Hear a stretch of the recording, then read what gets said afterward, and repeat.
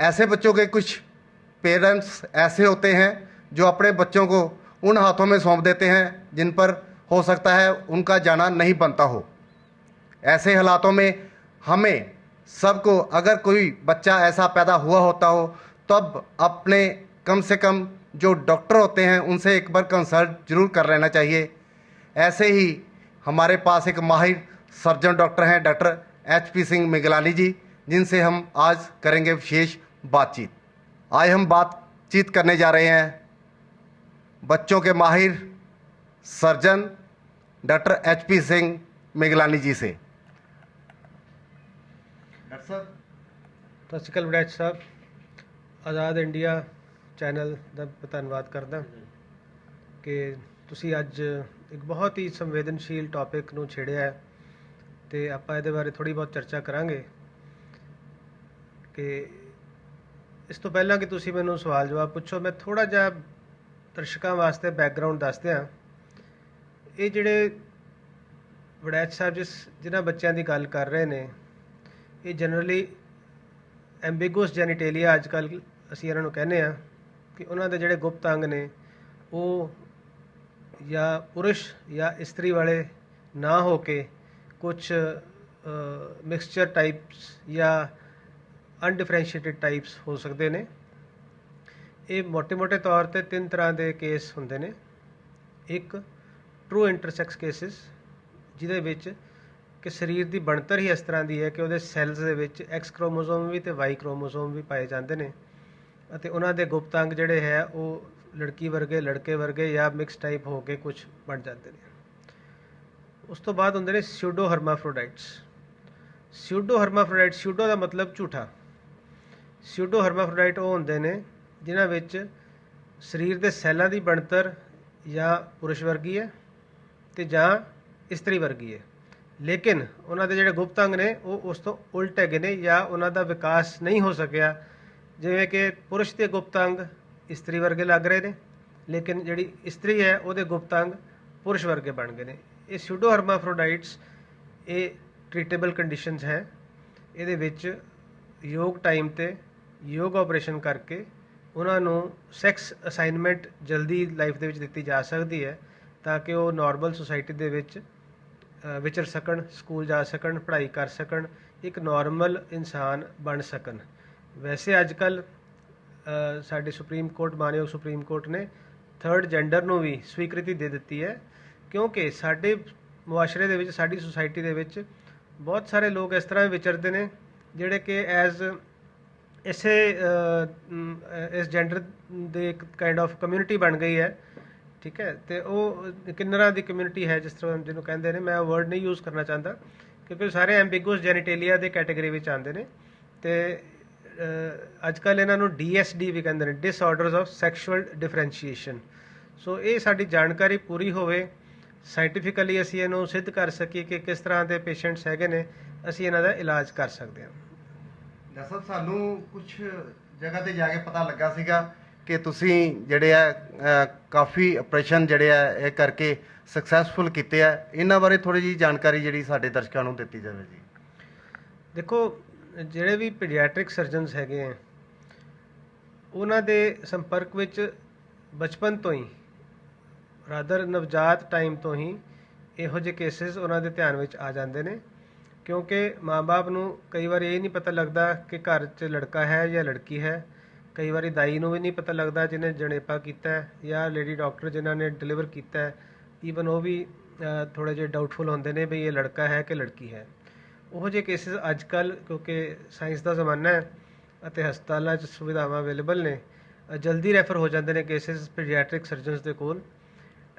ਔਰ paediatric surgeons ਤਕਰੀਬਨ ਸਾਰਿਆਂ ਨੂੰ ਹੀ ਪਤਾ ਹੈ ਕਿ ਜਿਹੜੇ ਡਿਸਆਰਡਰਸ ਆਫ ਸੈਕਸ਼ੂਅਲ ਡਿਫਰੈਂਸ਼ੀਏਸ਼ਨ ਹੈਗੇ ਹੈ, ਇਹਨਾਂ ਨੂੰ ਕਿਸ ਤਰ੍ਹਾਂ ਇਨਵੈਸਟੀਗੇਟ ਕਰਨਾ, ਇਹਨਾਂ ਨੂੰ ਕਿਸ ਪਾਸੇ ਰੱਖਣਾ ਅਤੇ ਮਾਂ-ਬਾਪ ਨੂੰ ਕੀ ਸਲਾਹ ਦੇਣੀ ਹੈ ਕਿ ਕੀ ਆਇਆ ਸੀ ਜੇ ਲੜਕਾ ਹੈ ਲੇਕਿਨ ਉਹਦੇ ਲੜਕਿਆਂ ਵਾਲਾ ਅੰਗ ਨਹੀਂ ਹੈਗਾ ਅਤੇ ਅਸੀਂ ਉਹਨੂੰ ਇੱਕ ਲੜਕੀ ਦੇ ਤੌਰ 'ਤੇ ਵਿਕਸਿਤ ਕਰ ਸਕਦੇ ਹਾਂ।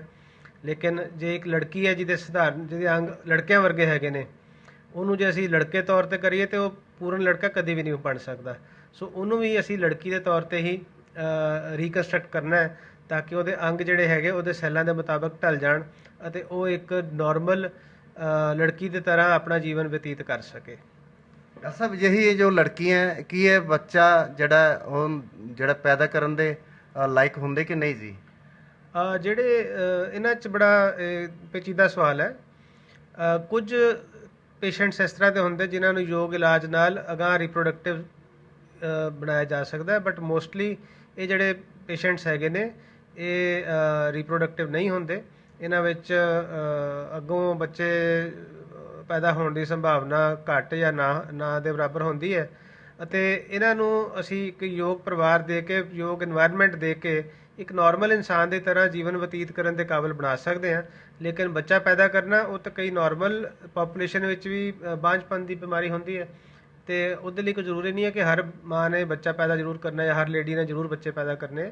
ਸੋ ਇਹਦੇ 'ਚ ਕਾਫੀ ਸੰਭਾਵਨਾਵਾਂ ਹੁੰਦੀਆਂ ਕਿ ਜੇ ਉਹਨਾਂ ਨੂੰ ਕੋਈ ਭਰਿਆ ਭੁਰਿਆ ਪਰਿਵਾਰ ਮਿਲ ਜਾਏ ਜਿਹਦੇ 'ਚ ਮਾਂ ਦੀ ਲੋੜ ਹੈ, ਉੱਥੇ ਉਹ ਮਾਂ ਆਪਣਾ ਰੋਲ ਦਾਇਤਵ ਨਿਭਾ ਸਕਦੀ ਹੈ, ਅਤੇ ਜਾਂ ਕਿਸੇ ਨੂੰ ਅੱਗੋਂ ਇਨਫਰਟੀਲਿਟੀ ਹੈਗੀ ਹੈ ਤੇ ਉਸ ਪਾਰਟ 'ਚ ਵੀ ਇਹ ਲੋਕ ਬੱਚੇ ਆਪਣੇ ਪਾਰਟ ਪਲੇ ਕਰ ਸਕਦੇ ਨੇ। ਡਾਕਟਰ ਸਾਹਿਬ ਹੋ ਸਕਦਾ ਹੈ ਕਈ ਵਾਰੀ ਮਾਪਿਓ ਨੂੰ ਪਤਾ ਲੱਗ ਗਿਆ ਹੋਵੇ ਕਿ ਬੱਚਾ ਸਾਡਾ ਇਸ ਤਰ੍ਹਾਂ ਹੈ, ਉਹ ਸਮਾਜ ਦੀਆਂ ਗੱਲਾਂ ਤੋਂ ਡਰਦੇ ਆ ਹੀ ਜਿਹੜਾ ਉਹ ਬੱਚੇ ਨੂੰ ਉਸ ਸਥਿਤੀ ਵਿੱਚ ਹੀ ਜਿਹੜੇ ਰਹਿਣ ਦਿੰਦੇ। ਅਜਿਹੇ ਲੋਕਾਂ ਨੂੰ ਤੁਸੀਂ ਕੀ ਸੰਦੇਸ਼ ਦੇਣਾ ਚਾਹੁੰਦੇ ਹੋ ਜੀ?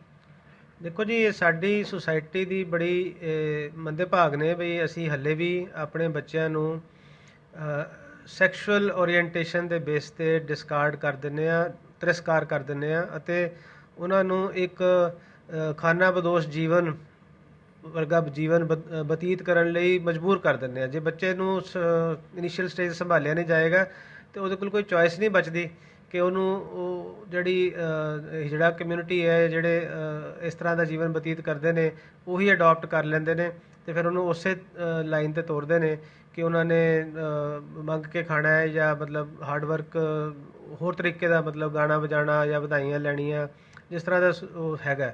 ਉਹ ਮੇਰਾ ਨਹੀਂ ਖਿਆਲ ਕਿ ਉਹ ਆਪ ਵੀ ਇਸ ਚੀਜ਼ ਨੂੰ ਕੋਈ ਇੰਜੋਏ ਕਰਦੇ ਹੋਣਗੇ, ਪਰ ਕਿਉਂਕਿ ਸਾਡਾ ਸਮਾਜ ਹਲੇ ਇੰਨਾ ਓਪਨ ਮਾਈਂਡਡ ਨਹੀਂ ਹੈਗਾ, ਬਰੋਡ ਮਾਈਂਡਡ ਨਹੀਂ ਹੈ, ਅਨਪੜ੍ਹਤਾ ਹੈਗੀ ਹੈ, ਅੰਧੇਰ ਹੈਗਾ ਦਿਮਾਗਾਂ 'ਤੇ ਹਲੇ ਵੀ, ਇਸ ਕਰਕੇ ਉਹਨਾਂ ਦੀ ਮਜਬੂਰੀ ਹੋ ਜਾਂਦੀ ਹੈ ਕਿ ਉਹ ਆਪਣੇ ਆਪ ਨੂੰ ਸ਼ਰਮਿੰਦਗੀ ਤੋਂ ਬਾਹਰ ਕੱਢ ਕੇ ਔਰ ਬੇਸ਼ਰਮੀ ਦੇ ਲੈਵਲ 'ਤੇ ਜਾ ਕੇ ਲੋਕਾਂ ਕੋਲੋਂ ਐਕਸਟਰੈਕਟ ਕਰਦੇ ਨੇ ਇੱਕ ਕਿਸਮ ਦਾ ਪੈਸਾ, ਜਿਹੜਾ ਕਿ ਉਹ ਮੇਰਾ ਨਹੀਂ ਖਿਆਲ ਉਹ ਆਪ ਵੀ ਲਾਈਕ ਕਰਦੇ ਹੋਣਗੇ, ਪਰ ਉਹਨਾਂ ਦੀ ਮਜਬੂਰੀ ਹੈ। ਅਤੇ ਸਾਨੂੰ ਉਹਦੇ ਬਾਰੇ ਬਹੁਤ ਧਿਆਨ ਰੱਖਣਾ ਚਾਹੀਦਾ ਹੈ ਕਿ ਅਸੀਂ ਕਿਸੇ ਬੱਚੇ ਨੂੰ ਉਸ ਰਸਤੇ 'ਤੇ ਜਾਣ ਤੋਂ ਪਹਿਲਾਂ ਹੀ ਉਹਦੀ ਕਰੈਕਟਿਵ ਸਰਜਰੀ ਕਰੀਏ ਅਤੇ ਉਸ ਨੂੰ ਇੱਕ ਸਹੀ ਰਸਤਾ 'ਤੇ ਉਹਨੂੰ ਅਪਬ੍ਰਿੰਗ ਕਰੀਏ ਤਾਂ ਕਿ ਉਹ ਬੱਚਾ ਨਾਰਮਲ ਸਮਾਜ ਵਿੱਚ ਬੈਠਣ ਉੱਠਣ ਦੇ ਕਾਬਿਲ ਰਹਿ ਸਕੇ। ਸਰ ਦੇਸ਼ ਵਿਦੇਸ਼ ਦੇ ਵਿੱਚ ਕਿੰਨੇ ਕੁ ਪਰਸੈਂਟੇਜ ਹੋਏਗੀ ਕਿ ਅਜਿਹੇ ਬੱਚੇ ਜਿਹੜੇ ਆ ਉਹ ਜਨਮ ਲੈਂਦੇ ਹੋਣਗੇ?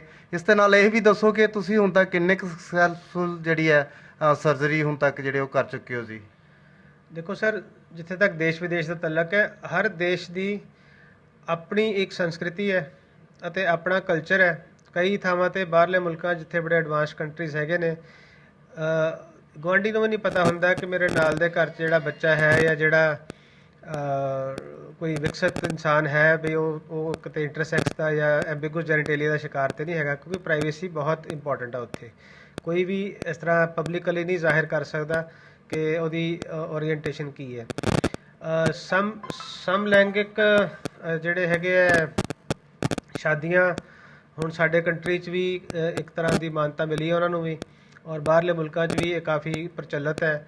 ਔਰ ਇਹ ਜਿਹੜੀ ਐਂਬੀਗੂਅਸ ਜੈਨੀਟੇਲੀਆ ਵਾਲੀ ਕਮਿਊਨਿਟੀ ਹੈਗੀ ਹੈ ਜਾਂ ਪੇਸ਼ੈਂਟਸ ਦੀ ਪਾਪੂਲੇਸ਼ਨ ਹੈਗੀ ਹੈ, ਉੱਧਰ ਤਕਰੀਬਨ ਨਾਰਮਲ ਸੁਸਾਇਟੀ ਵਿੱਚ ਵਿਚਰਦੇ ਨੇ, ਨਾਰਮਲ ਜੌਬਸ ਕਰਦੇ ਨੇ। ਸਾਡੀ ਮਾਨਯੋਗ ਸੁਪਰੀਮ ਕੋਰਟ ਨੇ ਵੀ ਇਹਨਾਂ ਨੂੰ ਕਾਫੀ ਹੱਦ ਤੱਕ ਇਹਨਾਂ ਦੇ ਰਾਈਟਸ ਦਿੱਤੇ ਨੇ ਕਿ ਇਹ ਪੜ੍ਹ ਲਿਖ ਕੇ ਆਪਣੀ ਇੱਕ ਨਾਰਮਲ ਸੁਸਾਇਟੀ ਦੇ ਵਿੱਚ ਮਰਜ ਕਰਨ। ਉਹਨਾਂ ਥਰਡ ਜੈਂਡਰ ਵੀ ਉਹਨਾਂ ਨੇ ਰੈਕਗਨਾਈਜ਼ ਕੀਤਾ ਹੈ ਕਿ ਉਹ ਮਰਜ ਕਰਨ, ਲੇਕਿਨ ਹਲੇ ਕਾਫੀ ਟਾਈਮ ਲੱਗੇਗਾ ਸਾਡੀ ਲੋਕਾਂ ਦੀ ਮਾਨਸਿਕਤਾ ਨੂੰ ਠੀਕ ਹੋਣ 'ਤੇ। ਜਿਉਂ-ਜਿਉਂ ਇਹ ਲੋਕ ਗਾਂਹ ਵਧੂ ਆਉਣਗੇ, ਆਪਣੇ ਆਪ ਨੂੰ ਪ੍ਰੂਵ ਕਰਨਗੇ ਕਿ ਹਾਂ ਅਸੀਂ ਇੱਕ ਆਮ ਇਨਸਾਨ ਤੋਂ ਘੱਟ ਨਹੀਂ ਹੈਗੇ, ਅਤੇ ਤਿਉਂ-ਤਿਉਂ ਸੁਸਾਇਟੀ ਵਿੱਚ ਉਹਦੀ ਐਕਸੈਪਟੈਂਸ ਵਧੀ ਜਾਏਗੀ। ਅਤੇ ਦੂਸਰੀ ਗੱਲ, ਮੇਰੇ ਪਰਸਨਲ ਐਕਸਪੀਰੀਅੰਸ ਦੀ ਮੈਨੂੰ ਆਫ ਹੈਂਡ 'ਤੇ ਮੈਨੂੰ ਯਾਦ ਨਹੀਂ ਹੈ ਕਿ ਮੈਂ ਕਿੰਨੇ ਕੇਸ ਕੀਤੇ ਹੋਣਗੇ, ਬਟ ਹਾਂਜੀ ਅਸੀਂ ਜਿੰਨੇ ਵੀ ਪੀਡੀਆਟ੍ਰਿਕ ਸਰਜਨਸ ਹੈਗੇ ਨੇ ਇੱਕ ਮੁਲਕ ਦੇ ਵਿੱਚ, ਤਕਰੀਬਨ ਸਾਰਿਆਂ ਦਾ ਹੀ ਕਾਫੀ ਅੱਛਾ ਐਕਸਪੀਰੀਅੰਸ ਹੁੰਦਾ ਹੈ ਇਸ ਫੀਲਡ ਦੇ ਵਿੱਚ। ਅਤੇ ਆਫ ਹੈਂਡ ਮੇਰਾ ਖਿਆਲ ਹੈ 40-50 ਕੇਸ ਦੇ ਕਰੀਬ ਮੈਂ ਕਰ ਚੁੱਕਾ ਹੋਵਾਂਗਾ ਜਿਹੜਾ ਨੂੰ ਮੈਂ ਕਰੈਕਟਿਵ ਸਰਜਰੀ ਕੀਤੀ ਹੈ ਹੁਣ ਤੱਕ, ਅਤੇ ਉਹ ਆਪਣੇ ਆਪਣੇ ਘਰਾਂ 'ਚ ਤਕਰੀਬਨ ਖੁਸ਼ ਨੇ। ਔਰ ਕਈ ਬੱਚੇ ਬੜੀ ਤਰ੍ਹਾਂ ਦੀ ਪ੍ਰੋਬਲਮਸ ਹੁੰਦੀਆਂ ਨੇ। ਇਹਦੇ ਵਿੱਚ ਇੱਕ ਸਿੰਗਲ ਟਾਈਪ ਨਹੀਂ ਹੈ ਵੀ ਅਸੀਂ ਇੱਕ ਕਹਿ ਦਈਏ ਵੀ ਇਹ ਤੇ ਇਹਦਾ ਉਹ ਇਲਾਜ ਹੈ। ਹਰ ਇੱਕ ਦਾ ਇਲਾਜ ਟੇਲਰ ਕਰਨਾ ਪੈਂਦਾ according to his requirement, his families demands and ਵਿਸ਼ੇਸ ਤੇ ਸਾਇੰਟੀਫਿਕ ਬੇਸਿਸ ਤੇ। ਅਸੀਂ ਕਿਸੇ ਨੂੰ ਆਪਣੇ ਤੌਰ ਤੇ ਜਾਂ ਕਿਸੇ ਹੋਰ ਦੇ ਕਹਿਣ ਤੇ ਲੜਕਾ ਜਾਂ ਲੜਕੀ ਨਹੀਂ ਬਣਾ ਸਕਦੇ ਜਾਂ ਉਹਦਾ ਸੈਕਸ ਚੇਂਜ ਨਹੀਂ ਕਰ ਸਕਦੇ, ਲੇਕਿਨ ਜੋ ਸਾਇੰਸ ਕਹਿੰਦੀ ਹੈ, ਜੋ ਉਹਦੇ ਲਈ ਢੁਕਵਾਂ ਹੋਏਗਾ, ਉਹਦੇ ਮਾਂ-ਬਾਪ ਨਾਲ ਸਲਾਹ ਕਰਕੇ ਅਸੀਂ ਉਹੀ ਉਸ ਨੂੰ ਆਫਰ ਕਰਦੇ ਹਾਂ, ਨਾ ਕਿ ਕਿਸੇ ਨੂੰ ਜ਼ਬਰਦਸਤੀ ਸੈਕਸ ਚੇਂਜ ਜਾਂ ਇਸ ਤਰ੍ਹਾਂ ਦੇ ਜਿਹੜੇ ਬੜੀਆਂ ਧਾਰਨਾਵਾਂ ਹੈਗੀਆਂ ਨੇ ਸੁਸਾਇਟੀ ਵਿੱਚ ਵੀ ਜੇ ਸੈਕਸ ਚੇਂਜ ਹੋ ਜਾਂਦਾ ਹੈ, ਉਹ ਸਾਇੰਟੀਫਿਕ ਬੇਸਿਸ ਤੇ ਹੀ ਹੁੰਦਾ ਹਮੇਸ਼ਾ। ਮੇਰਾ ਦਿਲ ਕਰੇ ਅੱਜ ਮੈਂ ਲੜਕੀ ਬਣ ਜਾ ਤੇ ਉਹ ਪੋਸੀਬਲ ਨਹੀਂ ਹੋਏਗਾ, ਜਾਂ ਕਿਸੇ ਲੜਕੀ ਦਾ ਦਿਲ ਕਰੇ ਕਿ ਮੈਂ ਲੜਕਾ ਬਣ ਜਾ ਤੇ ਉਹ ਵੀ ਪੋਸੀਬਲ ਨਹੀਂ ਹੁੰਦਾ ਹੈਗਾ। ਸਭ ਸਾਡੇ ਚੈਨਲ ਨੂੰ ਇੱਕ ਪਤਾ ਲੱਗਾ ਸੀਗਾ ਕਿ ਗੁਰਦਾਸਪੁਰ ਤੋਂ ਇੱਕ ਮੱਧਿਆ ਵਰਗ ਦੇ ਨਾਲ ਸੰਬੰਧਿਤ ਕਿਸੇ ਨਾ ਕਿਸੇ ਪਰਿਵਾਰ ਵੱਲੋਂ ਇੱਕ ਬੱਚਾ ਜਿਹੜਾ ਉਹਨਾਂ ਦੀ ਗੋਦ ਵਿੱਚ ਪਾ ਦਿੱਤਾ ਗਿਆ ਕਿ ਸ਼ਾਇਦ ਉਹ ਕਿੰਨਰ ਹੋਵੇ, ਪਰ ਬਾਅਦ 'ਚ ਮੈਨੂੰ ਪਤਾ ਲੱਗਿਆ ਕਿ ਉਹ ਤੁਹਾਡੇ ਕੋਲੋਂ ਇਲਾਜ ਕੀਤਾ ਗਿਆ ਤੇ ਉਹ ਬਾਅਦ 'ਚ ਵਿੱਚ ਤੁਸੀਂ ਸਰਜਰੀ ਤੋਂ ਬਾਅਦ ਉਹ ਇੱਕ ਲੜਕੀ ਦੇ ਰੂਪ ਵਿੱਚ ਉਹਨੂੰ ਸਮਾਜ ਦੇ ਸਾਹਮਣੇ ਲੈ ਕੇ ਆਏ ਹੋ। ਇਸ ਮਾਮਲੇ ਸੰਬੰਧੀ ਥੋੜ੍ਹੀ ਜਿਹੀ ਜਾਣਕਾਰੀ ਸਾਡੇ ਦਰਸ਼ਕਾਂ ਨੂੰ ਦੇ ਦਿਓ ਜੀ। ਵੜੈਚ ਸਾਹਿਬ, ਇਹ ਤੁਸੀਂ ਜਿਹੜੀ ਗੱਲ ਕੀਤੀ ਤਕਰੀਬਨ 4 ਸਾਲ 5 ਸਾਲ ਪੁਰਾਣੀ ਗੱਲ ਹੈਗੀ ਹੈ। ਇਹ ਬਿਲਕੁਲ ਠੀਕ ਹੈ ਕਿ ਮੇਰੇ ਕੋਲ ਇੱਕ ਪੇਸ਼ੈਂਟ ਇੱਕ ਕਿੰਨਰਾਂ ਦਾ ਗਰੁੱਪ ਲੈ ਕੇ ਆਇਆ ਸੀ, ਔਰ ਨਾਮ ਵੀ ਤੁਸੀਂ ਸ਼ਾਇਦ ਠੀਕ ਹੀ ਲਿਆ ਹੈਗਾ। ਮੈਂ ਨਾਮ ਨਹੀਂ ਲੈਣਾ ਚਾਹੁੰਦਾ ਆਪਣੇ ਮੂੰਹੋਂ ਕਿਉਂਕਿ ਕਿਸੇ ਦੀ ਪ੍ਰਾਈਵੇਸੀ ਹੈ, ਲੇਕਿਨ ਉਹ ਛੋਟੀ ਜਿਹੀ ਬੱਚੀ 2-3 ਦਿਨ ਦੀ ਜਿਹਦਾ ਕਿ ਮਲ ਦਾ ਰਸਤਾ ਨਹੀਂ ਸੀ ਬਣਿਆ ਹੋਇਆ, ਤੇ ਉਹ ਕਿੰਨਰ ਸੋਚ ਕੇ ਬੱਚੇ ਨੂੰ ਉਹਨਾਂ ਦੇ ਹਵਾਲੇ ਕਰ ਗਏ ਉਹਦੇ ਮਾਂ-ਬਾਪ, ਬਾਇਓਲੋਜੀਕਲ ਪੇਰੈਂਟਸ। ਲੇਕਿਨ ਉਹਦਾ ਪਤਾ ਨਹੀਂ ਕਿੱਥੋਂ ਦਿਲ ਆਇਆ ਕਿ ਮੈਂ ਇੱਕ ਵਾਰੀ ਚੈੱਕ ਤਾਂ ਕਰਾਵਾਂ ਡਾਕਟਰ ਨੂੰ, ਤੇ ਕਿਸੇ ਤਰੀਕੇ ਨਾਲ ਉਹਨੇ ਸਾਡਾ ਪਤਾ ਲੱਭਿਆ ਤੇ ਉਹ ਸਾਡੇ ਕੋਲ ਆਏ।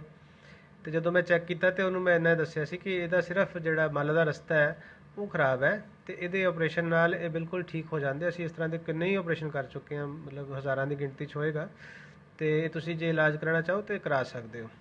ਤੇ ਇਹਦੇ 3 ਆਪਰੇਸ਼ਨ ਹੋਣਗੇ ਤੇ 3 ਆਪਰੇਸ਼ਨਾਂ ਤੋਂ ਬਾਅਦ ਇਹ ਬੱਚੀ ਨਾਰਮਲ ਥਾਂ ਤੋਂ ਆਪਣਾ ਨਾਰਮਲ ਮਲ ਤਿਆਗ ਸਕਦੀ ਹੈ ਤੇ ਇੱਕ ਲੜਕੀ ਹੈ, ਇਹ ਲੜਕਾ ਜਾਂ ਕਿੰਨਰ ਨਹੀਂ ਹੈ। ਤੇ ਇਹ ਸੁਣ ਕੇ ਉਹਦੇ ਦਿਲ ਵਿੱਚ ਬੜੀ ਇੱਕ ਮਾਤਰ ਵਾਲੀ ਫੀਲਿੰਗ ਆਈ, ਮਾਤਰੀ ਵਾਲੀ, ਕਿ ਮੈਂ ਮਾਂ ਵੀ ਬਣ ਸਕਦੀ ਹਾਂ। ਤੇ ਉਸਨੇ ਉਸ ਬੱਚੇ ਨੂੰ ਅਡਾਪਟ ਤਾਂ ਕੀਤਾ ਹੀ ਸੀ, ਤੇ ਉਸਨੇ ਆਪਣੇ ਰਿਸੋਰਸਿਸ ਤੋਂ, ਉਹਨਾਂ ਦੇ ਲੋਕਲ MLA ਸਾਹਿਬਾਨ ਤੋਂ ਹੈਲਪ ਲੈ ਕੇ ਉਹਨਾਂ ਨੇ ਇਹਦਾ ਇਲਾਜ ਕਰਾਇਆ। ਸਾਡੇ ਸੈਂਟਰ 'ਤੇ ਉਹਦਾ 3 ਆਪਰੇਸ਼ਨ ਹੋਏ ਸੀ ਬੱਚੀ ਦੇ, ਔਰ ਉਹ ਬੱਚੀ 4-5 ਸਾਲ ਬਾਅਦ ਮੈਨੂੰ ਦੁਬਾਰਾ ਦਿਖਾਉਣ ਵੀ ਆਏ ਹੈ, ਔਰ ਬੜੀ ਅੱਛੀ ਉਹ ਸਕੂਲ ਵੀ ਜਾਣਾ ਸ਼ੁਰੂ ਹੋ ਗਈ, ਬੱਚੀ ਪੜ੍ਹਾਈ ਲਿਖਾਈ ਸ਼ੁਰੂ ਕੀਤੀ ਉਹਨਾਂ ਨੇ। ਔਰ ਉਹ ਬਿਲਕੁਲ ਜਿਹੜੀ ਕਿ ਲੇਡੀ ਜਿਹਦੇ ਪੇਰੈਂਟਸ ਨੇ ਉਹਨੂੰ ਤਿਆਗ ਦਿੱਤਾ ਸੀ, ਉਸ ਨੇ ਅੱਗੋਂ ਬੱਚੀ ਨੂੰ ਪਾਲ ਕੇ ਇੱਕ ਮਾਂ ਦਾ ਰੂਪ ਲੈ ਲਿਆ ਹੈ ਅਤੇ ਬਿਲਕੁਲ ਮਾਵਾਂ ਵਾਂਗ ਉਸ ਨੂੰ ਪਿਆਰ ਕਰਦੀ ਹੈ। ਤੇ ਮੇਰਾ ਖਿਆਲ ਹੈ ਕਿ ਇਹ ਇਸ ਤੋਂ ਵੱਡੀ ਇਨਸਾਨੀਅਤ ਦੀ ਮਿਸਾਲ ਘੱਟ ਹੀ ਦੇਖਣ ਨੂੰ ਮਿਲੇਗੀ ਕਿ ਜਿਸ ਦੇ ਮਾਂ-ਬਾਪ ਨੇ ਜਿਸ ਨੂੰ ਤਿਆਗਿਆ ਸੀ, ਉਸ ਨੇ ਅੱਗੋਂ ਕਿਸੇ ਹੋਰ ਦੀ ਬੱਚੀ ਨੂੰ ਅਡਾਪਟ ਕਰਕੇ ਇੱਕ ਲੜਕੀ ਦਾ ਜੀਵਨ ਦੇਣ ਦਾ ਨਿਸ਼ਚਾ ਕੀਤਾ, ਨਾ ਕਿ ਇੱਕ ਕਿੰਨਰ ਦਾ ਜੀਵਨ ਦੇਣ ਦੀ। ਤੇ ਮੇਰਾ ਖਿਆਲ ਹੈ ਇਹ ਬਹੁਤ ਵੱਡੀ ਗੱਲ ਹੈ। ਡਾਕਟਰ ਸਾਹਿਬ, ਇਹ ਜਿਹੜੇ ਕਿੰਨਰ ਹੈ ਇਹ ਪੂਰੀ ਦੁਨੀਆ ਅੱਗੇ ਇੱਕ ਮਿਸਾਲ ਹੈ।